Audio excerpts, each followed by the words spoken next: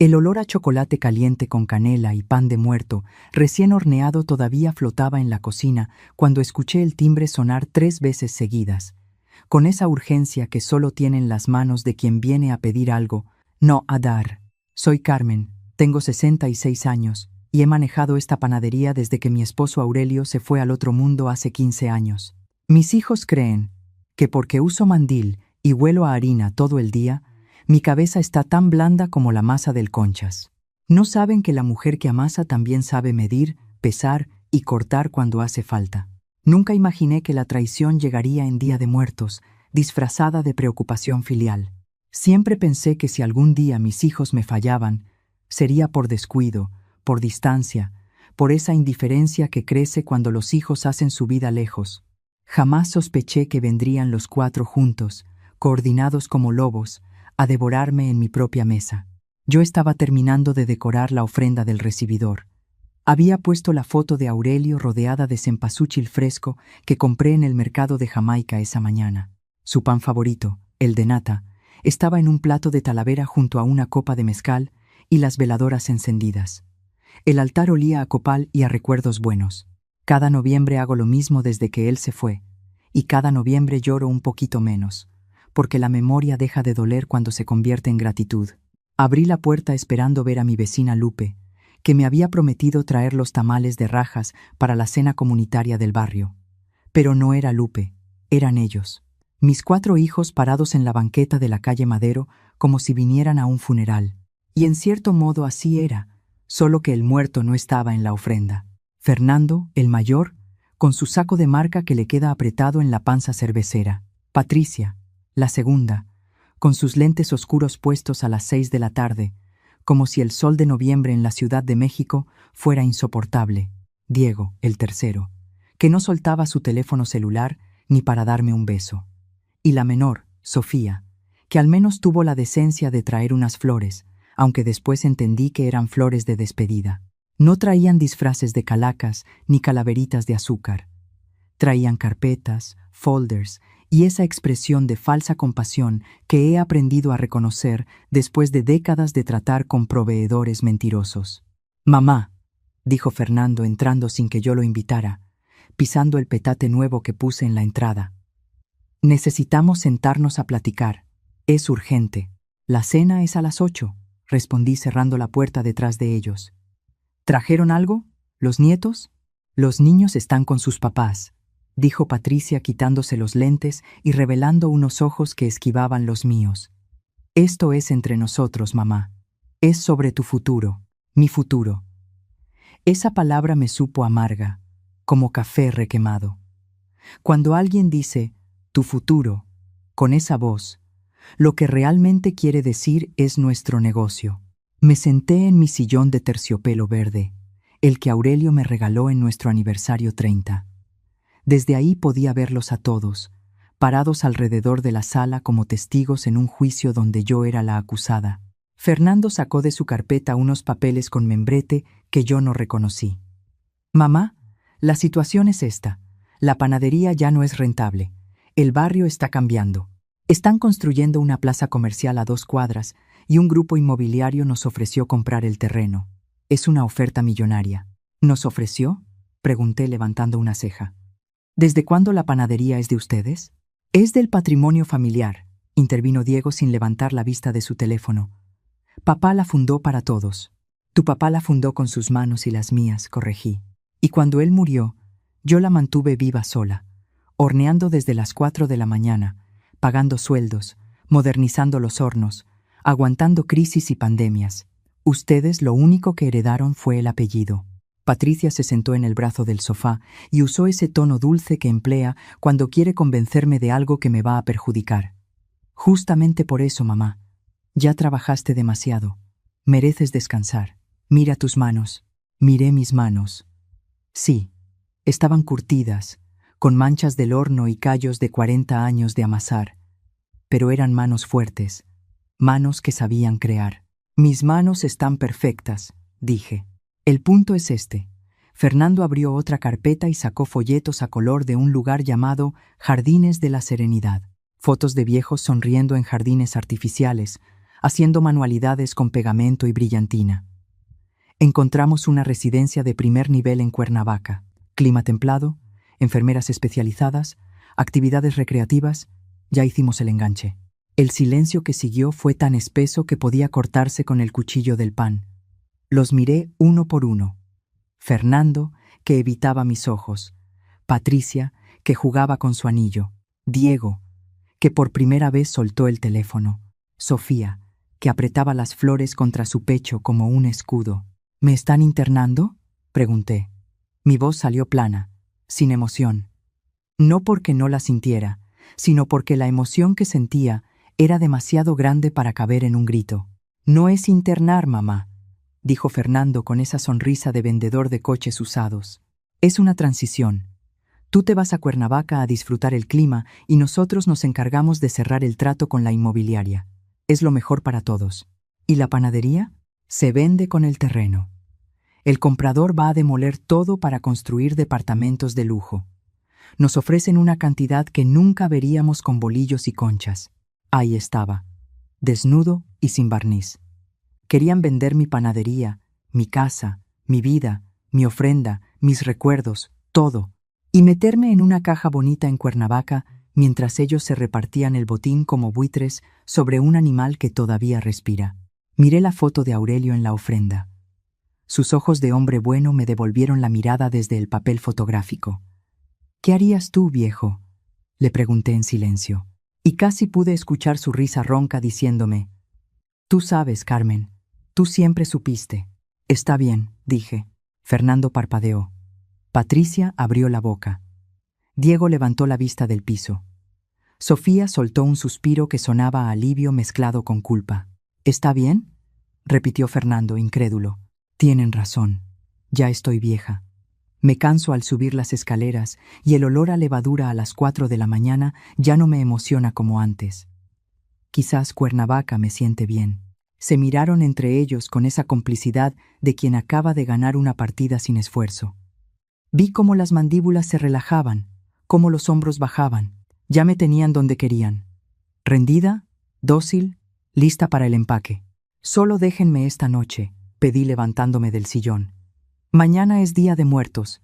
Quiero pasar la última noche con la ofrenda de su padre. Mañana temprano me llevan». «Claro, mamá», dijo Patricia abrazándome con esa ternura de plástico que me daba escalofríos. «Empaca solo lo esencial. La residencia proporciona todo». «¿Y la cena del barrio?», pregunté. «Prometí llevar pan». «Olvídate del barrio, mamá», dijo Diego ya con el teléfono de vuelta en la mano. «Ellos encontrarán otra panadería». Salieron en fila, dejando tras de sí el olor a perfume caro y a traición barata. Desde la ventana los vi subirse a sus coches. Fernando hablaba por teléfono, seguramente con el agente inmobiliario, dándole la buena noticia. Patricia se retocaba el labial en el espejo retrovisor. Diego ni siquiera volteó. Solo Sofía se detuvo un momento en la banqueta. Miró hacia arriba, hacia mi ventana, y nuestros ojos se encontraron. Vi algo en su mirada que los otros no tenían. ¿Vergüenza? ¿Duda? Después subió al coche de Patricia y se fueron. Cerré la cortina. Me quedé de pie en la oscuridad de mi sala, iluminada solo por las veladoras de la ofrenda. Las llamas bailaban proyectando sombras que parecían fantasmas amigables. «Bueno, Aurelio», le dije a la foto, «ya viste lo que criamos. Pero no te preocupes. Esta vieja todavía tiene harina en el costal». No fui a empacar, fui al sótano. La panadería La Esperanza ocupa la planta baja de una casona de 1940 en la colonia Roma. Arriba vivo yo, abajo, los hornos de piedra que Aurelio instaló cuando éramos jóvenes y estúpidos y creíamos que el amor y la masa madre bastaban para sobrevivir. Tenía razón. Bastaron, pero debajo de la panadería hay un sótano que mis hijos olvidaron que existe. Ahí guardamos las harinas en tiempos de escasez, los moldes de temporada y algo más. La caja fuerte que Aurelio empotró en la pared detrás de un estante de charolas viejas. Bajé las escaleras de madera que crujían bajo mis pies. Encendí la luz amarillenta del foco pelón. El sótano olía a humedad y a vainilla rancia. Moví el estante con una fuerza que sorprendería a cualquiera que me viera con mi mandil de flores y mis chanclas. Abrí la caja fuerte. Adentro no había dinero. Había algo más valioso. Documentos. Las escrituras originales del terreno a mi nombre. El testamento de Aurelio que nadie más había leído completo. Y una carpeta gruesa con información que yo había recopilado durante los últimos 3 meses, desde que escuché por accidente una llamada de Fernando mientras él creía que yo estaba dormida frente a la televisión. La vieja no va a soltar la panadería por las buenas, le había dicho al agente inmobiliario. Hay que moverle las fichas. Busca un lugar para guardarla. Uno bonito, para que no nos remuerda tanto. Que se vea que la estamos cuidando, no desechando. Guardarla. Como si yo fuera un mueble viejo que estorba en la remodelación. Esa noche no dormí. Al día siguiente empecé a planear. Saqué mi teléfono. Mis hijos se burlaban de mi celular. Decían que era un ladrillo. No sabían que yo manejaba las cuentas de la panadería, los pagos a proveedores y la nómina de 12 empleados desde ese aparato. Marqué un número. Bueno, Rosario, soy Carmen. Patrona. ¿Cómo está? ¿Todo listo para mañana? Rosario era mi mano derecha en la panadería. 30 años trabajando conmigo. Empezó como ayudante de limpieza a los 18 y ahora era la mejor panadera del barrio. Mis hijos la trataban como parte del mobiliario. No sabían que ella era mi socia silenciosa desde hacía 5 años, cuando le vendí el 20% del negocio en un acto que registré ante notario sin decirle a nadie de mi sangre. Rosario, llegó la hora. Mis hijos vinieron hoy. Mañana me llevan a Cuernavaca. Escuché su respiración alterarse. ¿Hizo lo que me dijo? Todo. Los documentos están listos. Necesito que vengas al sótano a las 5 de la mañana antes de que abra la panadería. Trae a tu hermano con la camioneta. Ahí estaremos, patrona. ¿Estás segura de esto? Nunca estuve más segura de nada en mi vida. Colgué. Me arrodillé frente a la ofrenda de Aurelio. No recé. Le hablé, como le hablaba todas las noches desde que se fue. Viejo, mañana se acaba una cosa y empieza otra. Los muchachos no salieron como esperábamos, pero la culpa también es nuestra. Les dimos todo masticado, nunca los pusimos a amasar. Ahora van a aprender, aunque les arda. A las 4 de la mañana me levanté como todos los días de los últimos 40 años, pero esta vez no encendí los hornos. Me bañé, me puse ropa limpia, me peiné el cabello canoso en una trenza apretada. A las 5 en punto, escuché el toque suave en la puerta trasera del sótano. Rosario entró con su hermano Tomás, un hombre callado y fuerte que manejaba camiones de carga. En 3 horas, trabajando en silencio, sacamos lo que importaba. Los moldes originales de cobre que Aurelio trajo de Oaxaca, las recetas escritas a mano en cuadernos de contabilidad con pasta de cuero, las fotos familiares verdaderas, no las copias que decoraban la sala, la maquinaria portátil que yo había comprado con mis ahorros y que no estaba inventariada en ningún documento de la panadería, y la caja fuerte entera que Tomás arrancó de la pared con una barreta como quien saca una muela podrida. ¿Y los hornos de piedra?, preguntó Rosario mirando los 4 hornos enormes que eran el corazón de la esperanza. Esos se quedan, dije. Son parte del edificio. Que los tumben si quieren. Pero sin las recetas y sin quien sepa usarlos, son solo piedras calientes. A las 8 de la mañana, cuando mis hijos llegaron en caravana a recogerme, yo estaba sentada en la sala con mi bolso negro sobre las rodillas y la ofrenda de Aurelio intacta. La panadería estaba cerrada. Un letrero en la puerta decía, cerrado por duelo familiar. Fernando entró primero, impaciente. ¿Lista, mamá? El tráfico a Cuernavaca se pone feo después de las 10. Lista, 10. ¿Eso es todo lo que llevas?, preguntó Patricia señalando mi bolso pequeño. Es todo lo que necesito. Me subieron al coche de Fernando. Patricia iba adelante, retocándose el maquillaje. Nadie se sentó conmigo atrás. Diego nos seguía en su coche. Sofía iba con Patricia. Mientras salíamos de la colonia Roma, pasamos frente a La Esperanza. Vi el letrero pintado a mano que Aurelio colgó en 1985. Vi la puerta de madera con la campanita que sonaba cada vez que entraba un cliente. Vi la ventana donde exhibíamos las roscas de Reyes en enero y los panes de muerto en noviembre. No lloré. Llorar es desperdiciar agua que se necesita para la siembra. Por cierto, dijo Fernando mirándome por el espejo retrovisor, el agente inmobiliario viene mañana a tomar medidas del terreno. Dice que la demolición puede empezar en enero. ¡Qué rápido!, comenté. El mercado no espera, mamá. El precio del metro cuadrado en la Roma está por las nubes. Si no vendemos ahora, perdemos la oportunidad. Claro, dije cerrando los ojos. No querrás perder la oportunidad. Llegamos a Jardines de la Serenidad a mediodía. Era exactamente como en los folletos. Jardines simétricos con pasto artificial, bancas de cemento pintadas de blanco, y ancianos sentados en sillas de ruedas mirando la nada con ojos de pez muerto. El edificio olía a pino sintético y a sopa de sobre.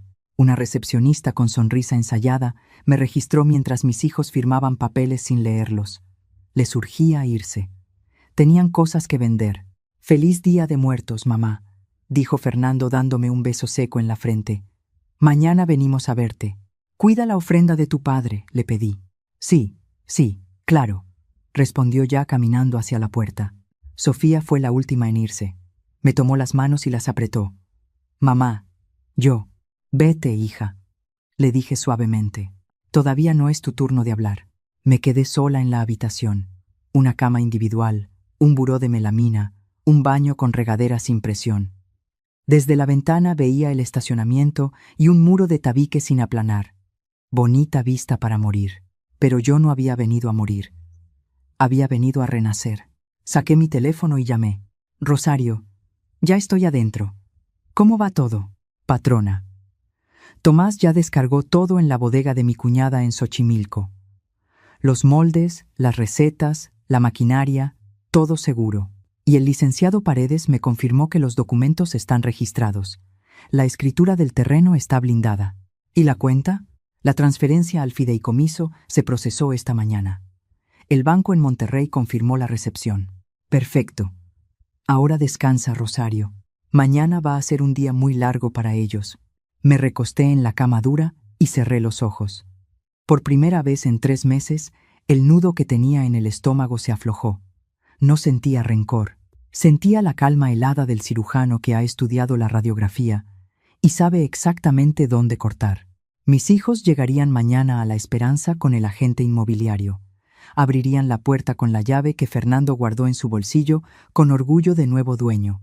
Entrarían esperando encontrar hornos calientes, vitrinas llenas, el olor a pan que vale millones en metros cuadrados.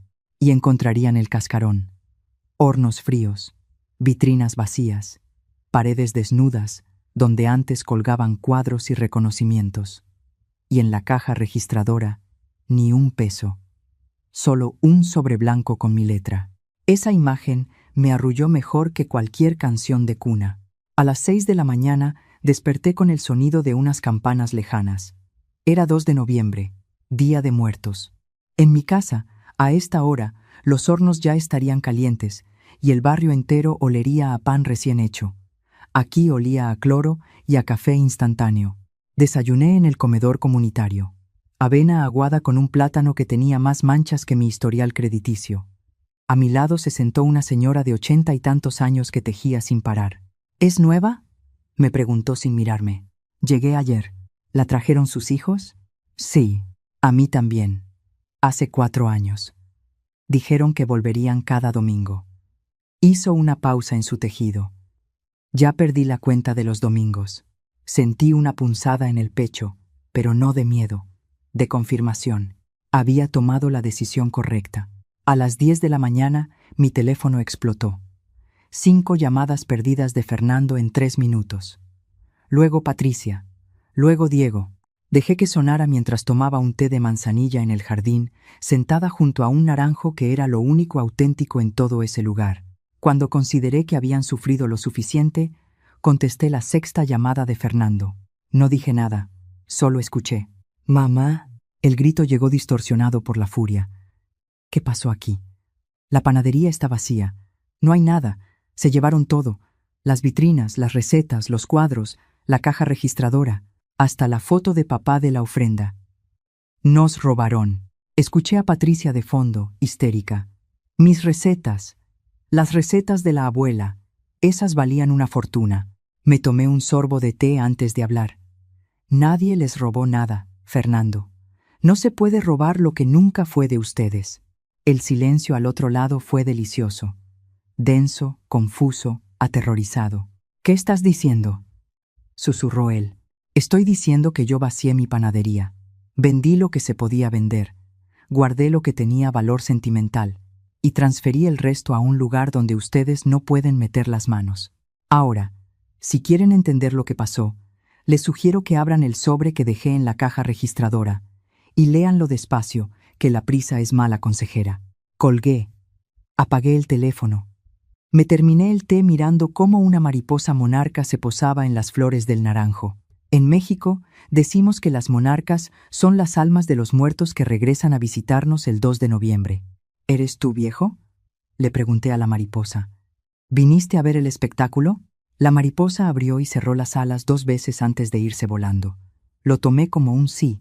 3 horas después, escuché el rechinido de llantas en el estacionamiento. No necesité asomarme. Conocía el sonido de la desesperación de mis hijos hasta en la forma de estacionar. Llegaron los 4 juntos, pero ya no venían con la arrogancia de ayer. Fernando traía la corbata chueca y la camisa sudada. Patricia se había quitado los tacones y caminaba descalza sobre el pasto porque le temblaban las piernas.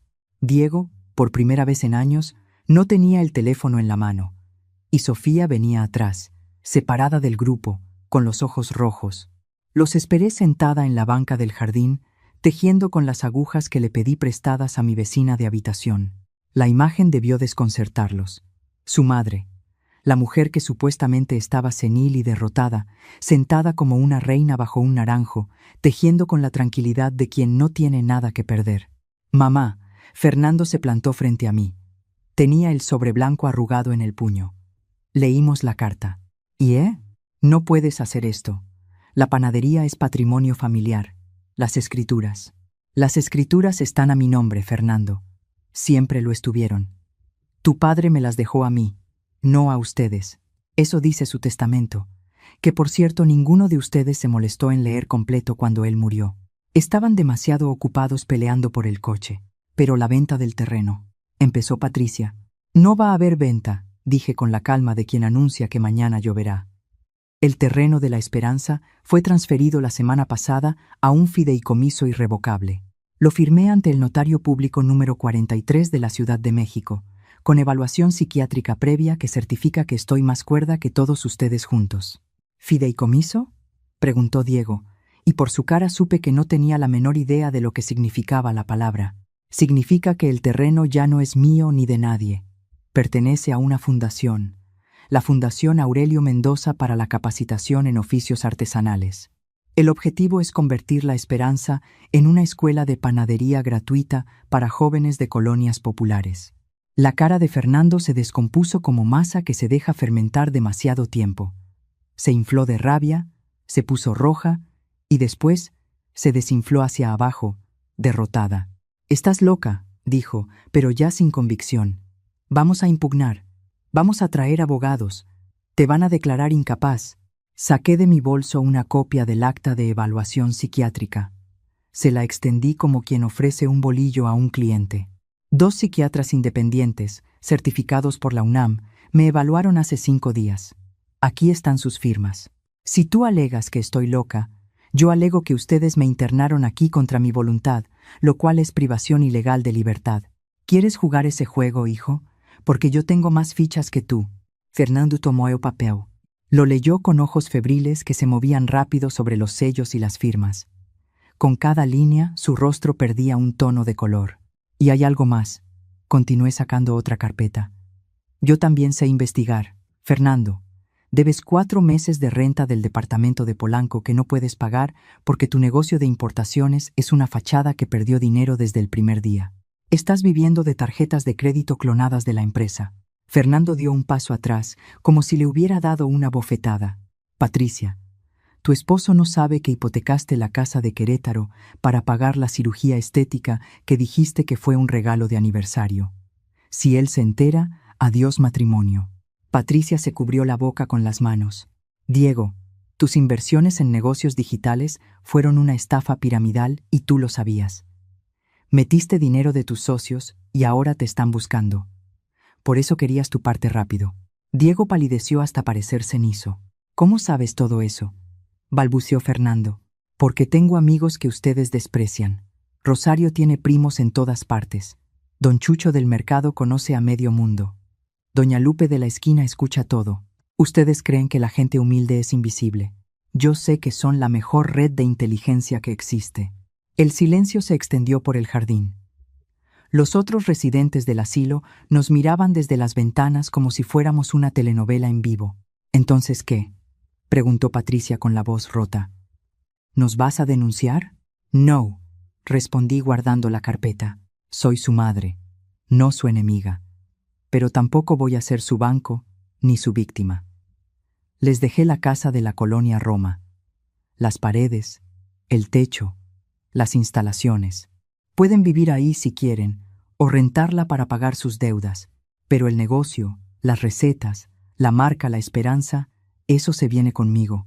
¿A dónde?, preguntó Fernando con un hilo de voz. A donde ustedes no puedan encontrarlo. Al menos no hasta que aprendan a ganarse su propio pan. Fernando se dejó caer en la banca frente a mí. Ya no había abogados que invocar, ni amenazas que lanzar. Era un hombre de 45 años sentado como un niño al que le quitaron el juguete. «Mamá», dijo, y su voz se quebró por primera vez. «Tengo deudas. Debo mucho dinero. Si no pago». «Lo sé», respondí. «Y lo siento. Pero esas deudas las contrajiste tú, no yo. Te pagué la universidad, te presté para tu primer negocio, te regalé un coche, te financié 2 bodas porque la primera esposa te dejó por tacaño. En algún momento, Fernando, el grifo tiene que cerrarse. ¿Nos vas a dejar caer?», preguntó Patricia, llorando sin maquillaje por primera vez en años. ¿Tus propios hijos? No los estoy dejando caer. Los estoy dejando de cargar. Hay una diferencia. Llevo 40 años cargándolos y miren el resultado. 4 adultos que no saben freír un huevo sin la tarjeta de mamá. Me levanté de la banca. Me dolían las rodillas, pero enderecé la espalda como si tuviera 20 años. «Ahora váyanse», dije. «Es Día de Muertos y quiero estar en paz. Si quieren llorar, vayan a llorarle a su padre en la ofrenda. Él sí se merecía sus lágrimas».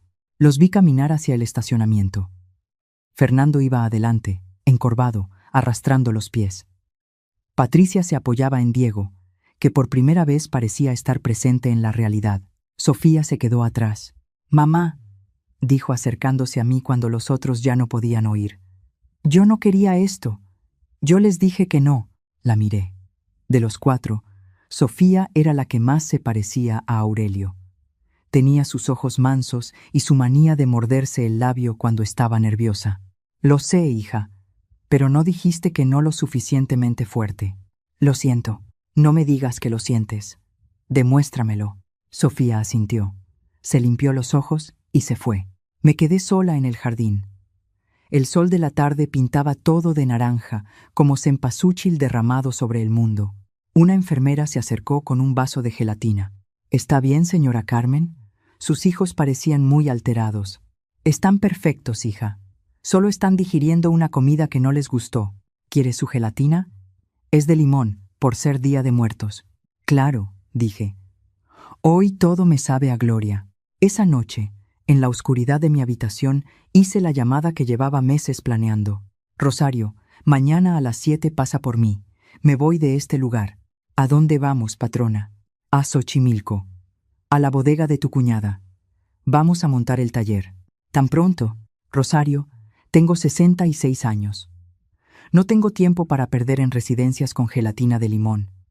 Tenemos una escuela de panadería que abrir». Pasaron 4 meses.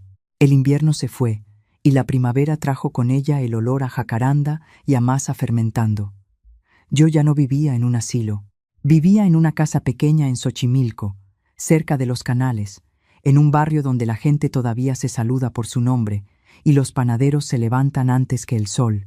La escuela de Pan Aurelio Mendoza abrió sus puertas en febrero, en un local que Rosario encontró cerca del mercado de flores. No era bonito. Era un galerón de lámina con piso de cemento y mesas de madera rústica. Pero tenía lo único que importaba: los hornos viejos que Tomás trajo desarmados desde Xochimilco, las recetas escritas a mano por 3 generaciones de panaderos, y una maestra que sabía que la diferencia entre un buen pan y uno mediocre es la paciencia. Empezamos con 12 alumnos, chavos de Iztapalapa, Tláhuac, Milpa Alta. muchachos que nunca habían tocado un rodillo y mujeres jóvenes que querían un oficio que no dependiera de nadie más que de sus manos. Les enseñé lo que Aurelio me enseñó a mí, que amasar es un acto de fe, que la levadura necesita tiempo y calor para crecer, y que el pan más sabroso es el que se hace con las manos agrietadas del trabajo honesto. Rosario se encargaba de la administración. Su sobrina Lupita manejaba las redes sociales. Un día, un periodista de un diario local escribió una nota sobre nosotros. La tituló «La abuela que convirtió la traición en levadura». Se volvió viral. De pronto teníamos lista de espera para las clases y donaciones de fundaciones que yo ni conocía. No supe nada de mis hijos durante 3 meses. El silencio dolía, pero era un dolor necesario, como el que sientes cuando te quitan el yeso y el hueso soldado duele al moverse por primera vez. Rosario me traía noticias por su red de primos y comadres. Fernando había vendido su coche de lujo y estaba trabajando de contador en una empresa pequeña en Coyoacán, sin asistente, sin oficina privada, sin tarjetas de presentación en papel caro. Patricia se había separado temporalmente de su esposo y vivía con las gemelas Sofía en el departamento de la Roma. Cocinaban en casa para ahorrar. Las nietas iban a escuela pública y, según la vecina de abajo, se escuchaban risas por primera vez en años.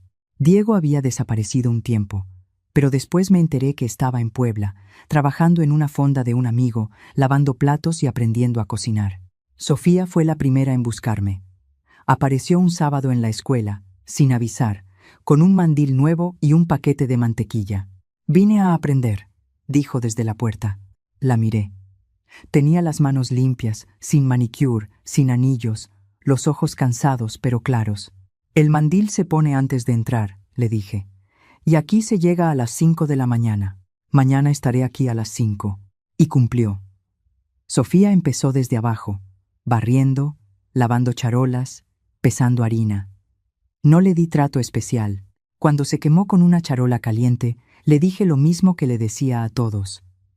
El horno no distingue entre ricos y pobres. Respétalo o te marca. Un mes después, Sofía ya sabía hacer conchas perfectas. Sus manos, que antes solo sabían teclear en un teléfono, ahora tenían callos de amasar y olían a canela.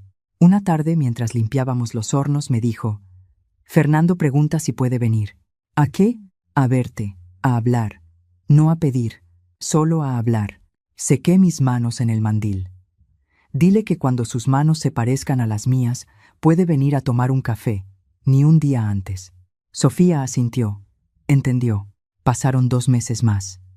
Una mañana de junio, mientras enseñaba a los alumnos nuevos a hacer pan de elote, vi una figura parada en la puerta del taller. Era Fernando. Estaba flaco, quemado por el sol, con ropa sencilla que yo no le conocía. Se paró en el umbral sin atreverse a entrar. Me acerqué limpiándome las manos en el mandil. Lo miré de arriba abajo. Tenía los zapatos gastados, la camisa arremangada y las manos ásperas. Unas manos que por primera vez en su vida parecían haber trabajado de verdad. «¿Puedo pasar?», preguntó. «Muéstrame las manos», le dije. Las extendió. Tenía callos en las palmas y una cortada mal cicatrizada en el pulgar. Manos de hombre, no de señorito. «Pasa», dije. «Hay café en la cocina». Nos sentamos en la mesa del fondo, entre sacos de harina y charolas apiladas. Le serví café negro en un jarro de barro. Tomó un sorbo y cerró los ojos. «Sabe igual que el de papá», dijo. «Es la misma receta. Siempre fue la misma». Hubo un silencio largo. Fernando miraba el jarro como si buscara las palabras en el fondo oscuro del café. «Mamá, no vine a pedirte nada». «Lo sé. Vine porque la semana pasada estaba sacando cuentas en la oficina y me di cuenta de algo. Nunca en mi vida había ganado un peso con mi propio esfuerzo. Todo lo que tuve, me lo diste tú o me lo prestó alguien. Cuando me quitaste todo, sentí que me arrancabas la piel. Te odié mucho». «Lo sé», repetí, «pero después empecé a sentir el piso bajo mis pies. Por primera vez. Como si antes estuviera flotando y no me diera cuenta. Ahora sé lo que cuesta una tortilla, lo que pesa un día de trabajo, lo que vale llegar a la casa cansado y saber que ese cansancio es tuyo, que te lo ganaste». Se le quebró la voz. No lloraba con esos mocos escandalosos de la vez anterior. Era un llanto silencioso, de hombre que ha masticado su orgullo y lo ha tragado. ¿Me perdonas?, preguntó. Yo te perdoné el mismo día que te parí, Fernando. Las madres perdonamos antes de que nos ofendan, pero perdonar no es lo mismo que permitir. Te perdoné, pero no te iba a permitir que me devoraras. Me miró con ojos húmedos que por primera vez no pedían dinero, pedían algo mucho más difícil de dar, otra oportunidad. ¿Puedo venir los sábados?, preguntó. A ayudar, a lo que sea. Barrer, cargar costales, lo que necesites. Aquí se llega a las 5, dije levantándome para volver a los hornos. Y se entra con mandil. Mañana lo traigo. Lo vi irse caminando por la calle empedrada de Xochimilco, con las manos en los bolsillos y la espalda un poco más derecha que cuando llegó. No era el hombre que yo hubiera querido criar, pero quizás era el hombre que necesitaba ser. Volví al taller. Rosario me miró desde el mostrador con una ceja levantada. ¿Qué?, le dije. Nada, patrona. Solo que tiene usted el rímel corrido. Yo no uso rímel, Rosario. Entonces tiene el alma corrida. Pero se le ve bien. Me reí. Una risa que me llenó el pecho de aire caliente, como cuando abres la puerta del horno y el vapor te abraza la cara. Esa noche, en mi casa de Xochimilco, me senté en el patio a mirar las estrellas. Tenía entre las manos un jarro de café y en el regazo la foto de Aurelio que rescaté de la ofrenda aquella noche de muertos. Viejo, le dije al cielo, creo que funcionó. El pan está subiendo. Una brisa cálida me acarició la cara, trayendo el olor lejano de los hornos que ya estaban encendidos en alguna panadería madrugadora del barrio. Mis hijos creyeron que me arrancaban de raíz cuando me llevaron a aquel asilo. Creyeron que una mujer de 66 años, con las rodillas gastadas y el pelo blanco, no podía reinventarse. Creyeron que sin la panadería yo no era nada. Se equivocaron. Yo no soy la panadería. Yo soy la masa madre. Puedo perder el local, los hornos, las vitrinas. Pero mientras tenga mis manos y mis recetas, puedo hacer pan en cualquier rincón del mundo. Mis hijos están aprendiendo. Lento, con dolor, con las manos ampolladas y el orgullo roto, pero están aprendiendo. No todos al mismo ritmo. Sofía ya hornea sola. Fernando viene los sábados y carga costales sin quejarse. Patricia me mandó un mensaje la semana pasada diciendo que hizo sus primeras conchas en casa y que las niñas dijeron que sabían casi como las de la abuela. Diego todavía está en Puebla, pero Rosario me dijo que mandó una carta preguntando si podía venir a tomar un curso. No les voy a devolver el dinero. Eso ya no existe como tal. Está invertido en hornos, en harina, en becas para muchachos que sueñan con abrir su propia panadería. Pero les voy a devolver algo mejor.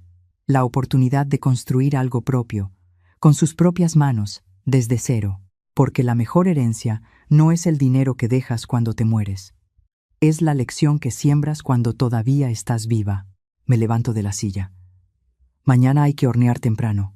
Los alumnos nuevos llegan a las 5 y hay que tener los hornos listos. Tengo 66 años, las rodillas me crujen, las manos me duelen y soy más feliz que nunca. Entro a la casa y antes de apagar la luz miro una última vez la foto de Aurelio. Descansa, viejo, le digo. Tu pan sigue saliendo del horno. Y esta vez no se lo van a comer los que no se lo merecen. Cierro la puerta. Afuera, Xochimilco duerme entre canales y flores. Adentro, la masa madre descansa en su frasco de vidrio, esperando el amanecer para volver a crecer. Como yo, como siempre, porque las mujeres como nosotras, las que hemos amasado, horneado y alimentado, las que hemos quemado las manos y tragado el humo, no nos apagamos. Solo cambiamos de horno, y este nuevo horno, caliente y lleno de futuro, apenas se está calentando,